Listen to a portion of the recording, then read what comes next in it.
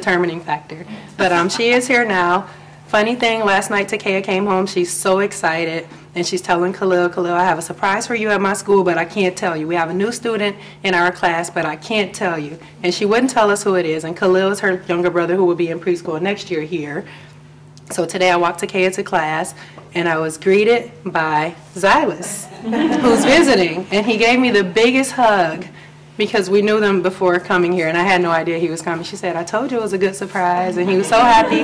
So as I was leaving, I saw Miss Marta in the hall, and I was telling her, like, we know Xylus and Hazen, you know, they dance together. And so they said, well, their mom is up in the library. So that's how I got to the breakfast today. I came to see Joyce. All right. There's a table here. Okay. My name is Phyllis Lee. I have 2 children who graduated. Kirsten's my oldest daughter, and 2 who are still here. And we've been really happy.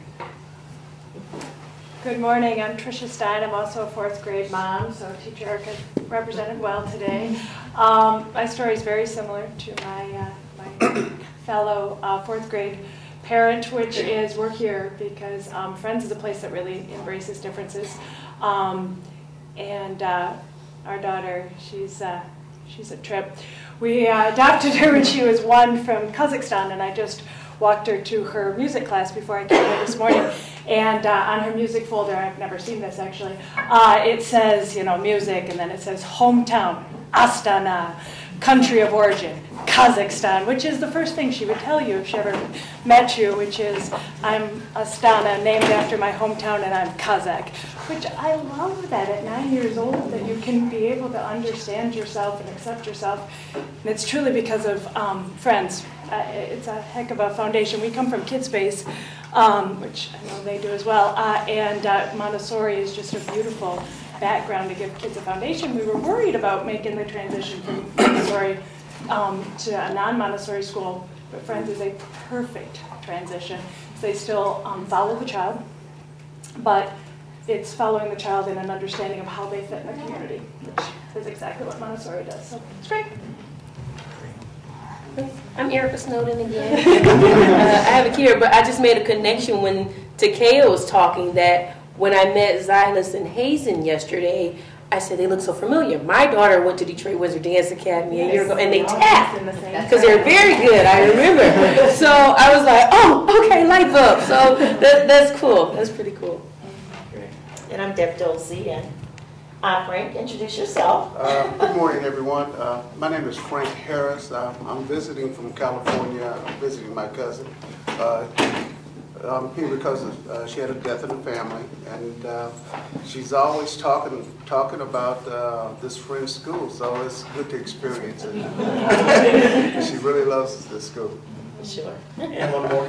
Marta. Oh, hi. Okay, right time. Hi, everyone. I'm Marta Ray Johnson. I'm the admissions director here, parent, teacher, longtime fan of the school, and welcome everyone, and so glad you could make it. And I'm available to give a tour afterwards. Great, wonderful. And I wouldn't want to leave out Miss Kelly in the back, although she probably wanted me to. I can tell she was hiding, but I had to because we are family. And I see Paul's a custodian, but as a parent, and she's also a parent, but prepare this wonderful spread. Yes. I have a 6th grader here. He's been here since he was 3. We love the place. He loves the place, and this is our family. Great. Thank you very much. Well, I know the time is short. I just want to say a few more things about Friends School. Really, you know, what we found here, we think we have the answer. And again, you know, in these other groups that I've worked with, we were always kind of trying to find the answer to urban education. You look at the test scores in these various areas, and they are the lowest in the nation in the most urban areas. And then you have what some would consider to be aberrations like Friends. For example, when I taught science here, we just implemented the philosophy that I think all of our teachers do, which is we have very high expectations of our students. We expect them to be everything that they can be and more, but we love them to that high level of expectation. And we encourage them, and it makes it more challenging, I think, for the teacher, because you have small classes, which gives the teacher an opportunity to really engage every child individually. They're all different, which means there is no cookie-cutter curriculum. That teacher has to know how to change gears, how to differentiate, and how to engage every child where they are so that they can both grow, so that they can all grow to the maximum. And that was certainly a challenge for me here when I was teaching science, but some interesting things happened when we did our standardized testing in science. At that time I was teaching grades 4 through 8. And we did the standardized testing, and what it does is it gives you a grade level equivalent of that child. So that lets the teacher know whether all of their learning was at least at grade level in comparison to the averages in the nation. So we looked at our 4th graders, and I mean, we would do great things. We would listen to them. They would come up with ideas. We would do labs based on the ideas that they would have. We would do lessons based on the questions they would have. We would just completely go with it. And they were all a part of a living and breathing lesson. And we finally tested them. It turned out our 4th graders were averaging 9th grade level. And then it continued to be about 4 to 5 grades ahead, even going up into 8th grade, which was averaging 11th grade level, but we had some who were post-high school. So, and you know, when I looked at when they would take these tests, you know, we were going back over some of it, and they were saying, Mr. Harris, this is so simple, this is so easy.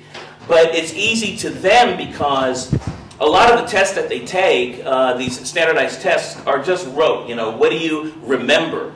But what we do is we give them the information and then give them an opportunity to implement it creatively. And so what we find is that when they can take it to the next level, just knowing is very rudimentary in comparison. So I think this is what we see in all of our classes. And I think that studies have definitely shown that love is not an emotion. Love is an action and an attitude that it stimulates and promotes individuals to become all that they can be. And there are many schools now that want to sort of use values as the catchphrase, because now all parents are very excited about values, and so everyone's saying we're a value school. We're a value school because now the studies are showing that what the Friends schools knew many years ago is in fact true. They're catching up to it and they're wanting to grab it, but this is who we really are. This is all that we've actually been. We know that attitude, values, character, information, creativity, creative problem solving all come together to make the individual much more than they might be otherwise. And so that's what Friends School is about. I think I'm very, very fortunate to be a servant here. It's just one family, and the great thing is that although Deb is very nice to say I'm the most important, it's not like that at all. I think that any other teacher would tell you, I go by Ed, all right? And my predecessor went by Dwight, and that's what Quaker heads do. They go by the first name so that we all understand that even the smallest child has the highest value. And we're all equal. We're all different, but different does not make anyone better, all right? Different just means that we have unique abilities, and we need each other in order to reach the greater whole. So even when we meet as an admin team, you know, my whole philosophy is everyone talks, and I'm facilitating our leadership team, and their gifts come together to lead us ahead. When we have our faculty meetings, it's the same way. When I go and read to the children, I'm at their level because it's just one family. So this is a wonderful place, and really a big part of what makes it great is the parents. I mean, I think you've heard.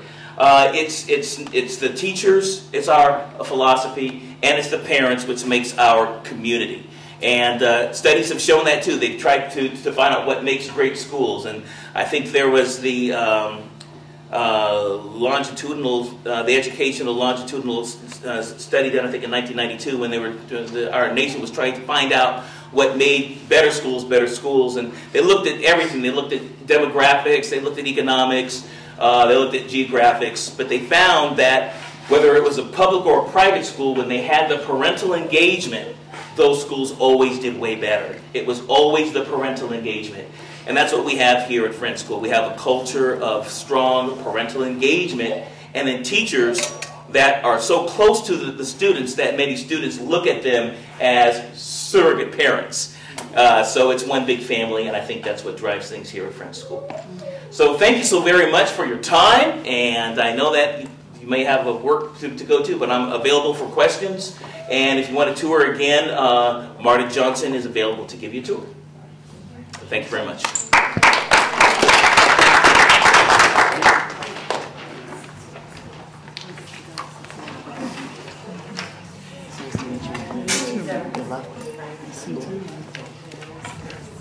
Oh, really? Oh, really? How about that?